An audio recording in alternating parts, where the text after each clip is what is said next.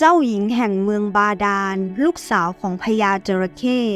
ได้แต่งงานกับมนุษย์และถูกใส่ร้ายว่าออกรูปเป็นจระเข้จนต้องโดนสามีไล่ออกจากวังไปตกระกำลำบากถูกยักษ์จับตัวไปเรื่องราวจะเป็นยังไงนั้นไปฟังพร้อมๆกันเลยค่ะก่อนจะไปฟังใครที่ชื่นชอบคลิปของลองฟังสตอรี่แล้วยังไม่ได้กดติดตามก็กดติดตามเอาไว้ได้นะคะและอย่าลืมกดกระดิ่งแจ้งเตือนไว้ด้วยนะทุกคนเวลาลองฟังสตอรี่ลงคลิปจะได้แจ้งเตือนไปที่ทุกคนค่ะเมื่อนานมาแล้วณนครโกสีปกครองโดยพญาโกสีและมเหสี พวกเขามีโอรสรูปงามนามว่าท้าวมหาวงศ์เมื่อเจ้าชายมหาวงศ์อายุได้15 ปีเขาก็ออกไปเที่ยวเล่นนอกเมืองอยู่บ่อยครั้งท้าวมหาวงศ์เนี่ยชอบกีฬาชนไก่มากๆเลยนะคะมีอยู่วันหนึ่งท้าวมหาวงศ์ได้พาเหล่าทหารคนสนิทมาด้วย4 คนออกเดินทางไปในป่าลึกเพื่อต่อไก่ครั้งนั้นเองล่ะค่ะพวกเขาก็บังเอิญหลงทางหาทางออกจากป่าไม่ได้ท้าวมหาวงศ์และทหารคนสนิทได้พากันเดินไปจนถึงริมแม่น้ำในขณะนั้นเป็นเวลาใกล้ค่ำแล้วนะคะ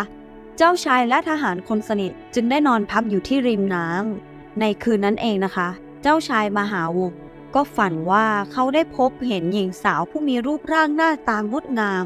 คล้ายเทพธิดาบนสวรรค์ซึ่งเป็นลูกสาวของพญาจระเข้ที่อาศัยอยู่ในเมืองบาดาลเมื่อตื่นขึ้นมาจากฝันนั้นเนี่ยเขาก็รู้สึกหลงรักนางในฝันนั้นจริงๆนะคะทุกคนท้าวมหาวงศ์จึงได้เล่าความฝันนั้นให้เหล่าทหารคนสนิทฟังฝ่ายทหารได้ยินดังนั้นก็ตกใจมากจึงได้เล่าเรื่องราวให้ท้าวมหาวงศ์ฟังว่าบริเวณริมใต้แม่น้ำแห่งนี้เป็นที่อยู่ของนครใต้บาดาลเป็นเมืองของพญาจระเข้นามว่าท้าวกุมพลเมื่อท้าวมหาวงศ์ได้ยินดังนั้นแล้วจึงเชื่อว่าหญิงสาวในความฝันนั้นต้องอยู่ในนครใต้บาดาลแห่งนี้เป็นแน่จึงออกคำสั่งให้ทหารคนสนิท2 คนดำน้ำลงไปเพื่อสำรวจหาเมืองใต้บาดาลที่ตนฝันถึงซึ่งปรากฏว่าเหล่าทหารของท้าวมหาวงศ์นั้นได้เจอกับเมืองใต้น้ำจริงๆนะคะทุกคนมีปราสาทราชวังอันใหญ่โตไม่แพ้นครโกสี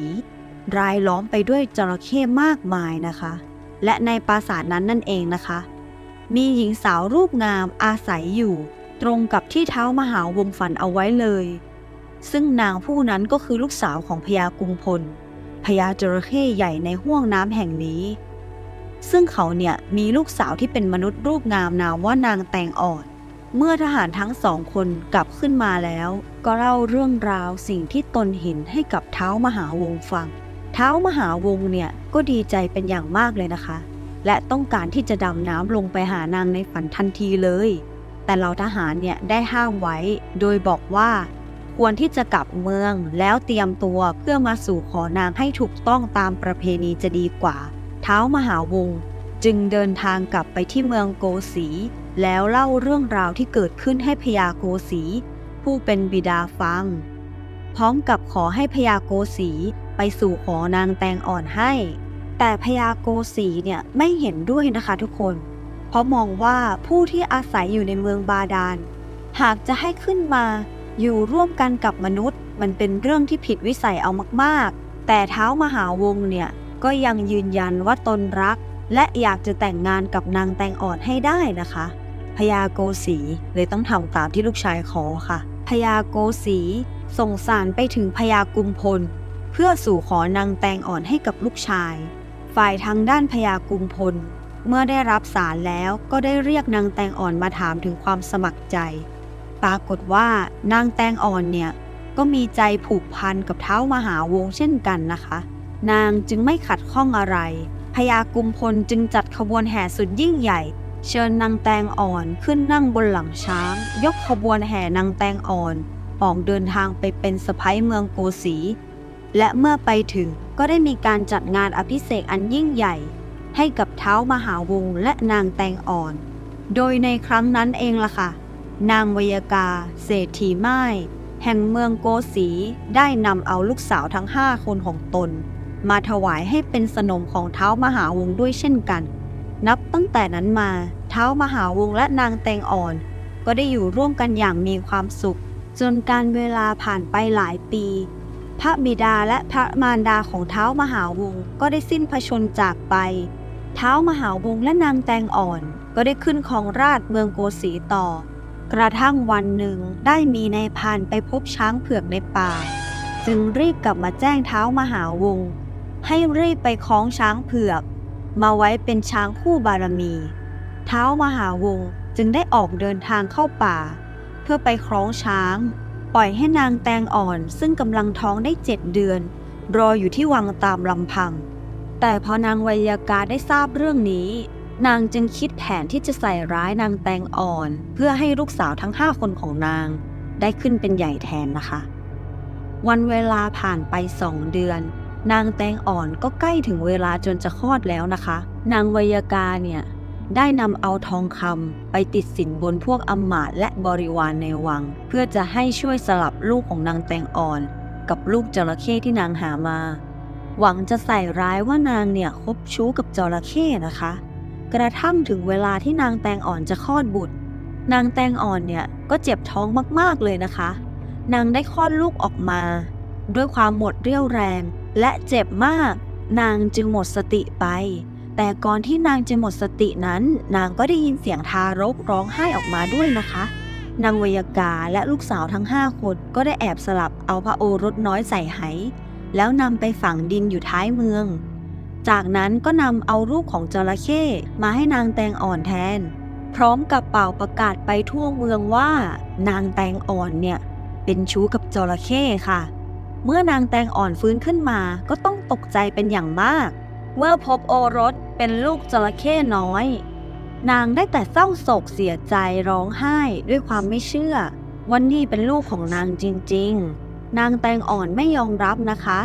เพราะนางไม่เคยสมสู่กับจระเข้เลยซึ่งพระโอรสน้อยที่เป็นลูกจริงๆของนางแตงอ่อนเนี่ย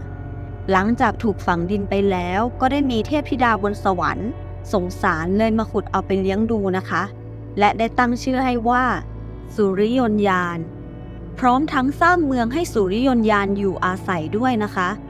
เมื่อท้าวมหาวงศ์กลับมาจากคล้องช้างนางไวยากาเนี่ยก็รีบนำเอาเรื่องโกหกไปฟ้องกับท้าวมหาวงศ์ทันทีว่านางแตงอ่อนเนี่ยคบชู้กับจระเข้จนคลอดลูกออกมาเป็นจระเข้นะคะทำให้ท้าวมหาวงศ์เนี่ยโกรธมากๆท้าวมหาวงศ์เนี่ยก็เลยสั่งให้ทหารนำไม้มาบุยนางแตงอ่อนด้วยนะคะถึงแม้ว่านางแตงอ่อนเนี่ยจะปฏิเสธและเล่าความจริงว่าตนถูกใส่ร้ายแต่ท้าวมหาวงศ์ก็ไม่เชื่อนางเลยนะคะพร้อมทั้งเนรเทศให้นางแตงอ่อนและลูกจระเข้ของนางออกจากเมืองไปนางแตงอ่อนผู้น่าสงสารได้เดินโซซัดโซเซมุ่งหน้ากลับไปที่ห้วงน้ำกว้างใหญ่ซึ่งเป็นเมืองเกิดของตน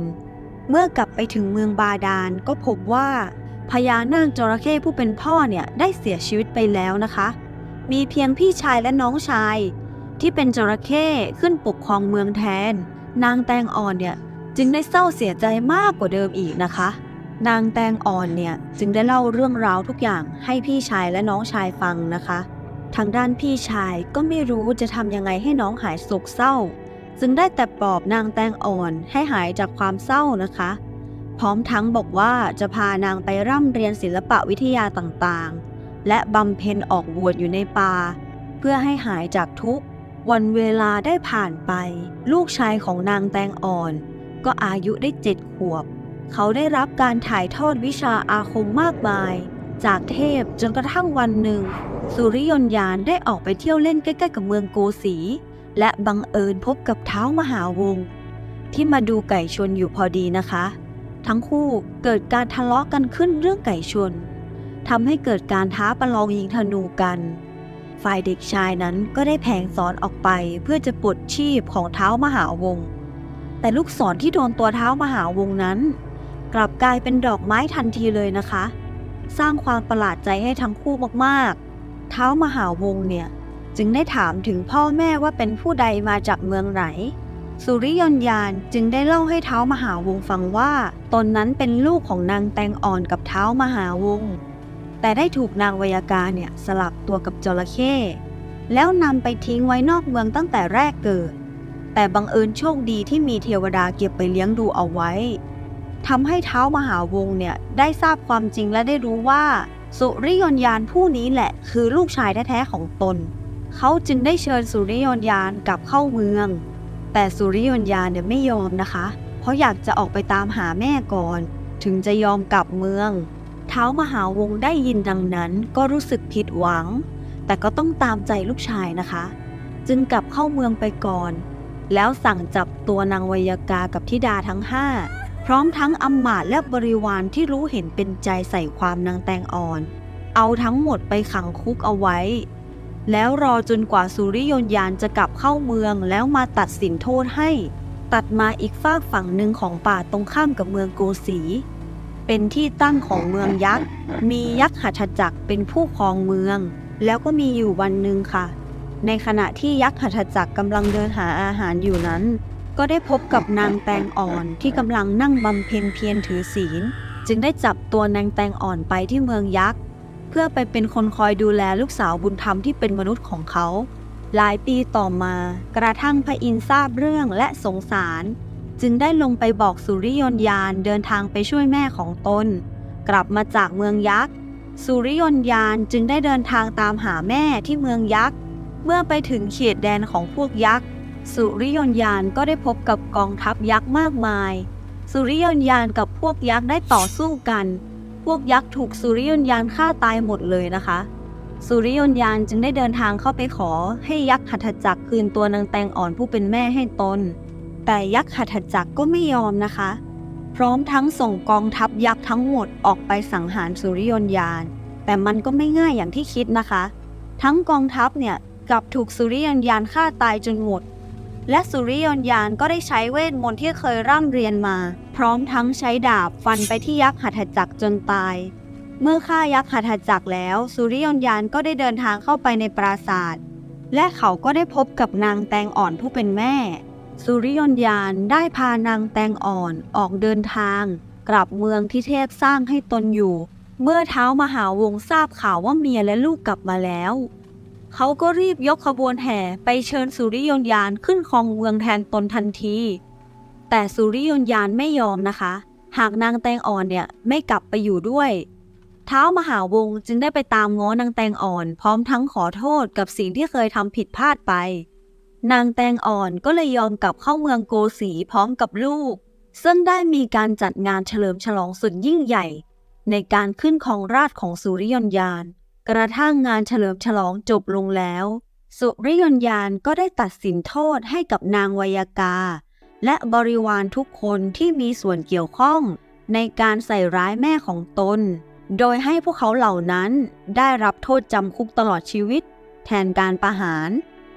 ท้าวมหาวงศ์และพระมเหสีแตงอ่อนและสุริยานยนต์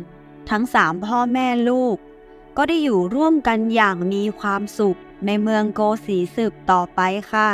ก็จบลงไปแล้วนะคะเรื่องราวของนางแตงอ่อนลูกสาวจระเข้ที่ถูกใส่ร้ายและพัดพรากจากลูกน้อยจนต้องออกจากเมืองไปน่าสงสารจริงๆเลยค่ะถ้าทุกคนชอบคลิปนี้ก็อย่าลืมกดไลค์กดแชร์เพื่อเป็นกำลังใจให้กับลองฟังสตอรี่ด้วยนะคะถ้ามีเนื้อหาผิดพลาดประการใดก็ขออภัยไว้ด้วยนะคะและสำหรับคลิปต่อไปเพื่อนๆอยากฟังเรื่องอะไรหรือมีความคิดเห็นยังไงก็คอมเมนต์บอกไว้ใต้คลิปนะคะเราอ่านทุกคอมเมนต์ค่ะ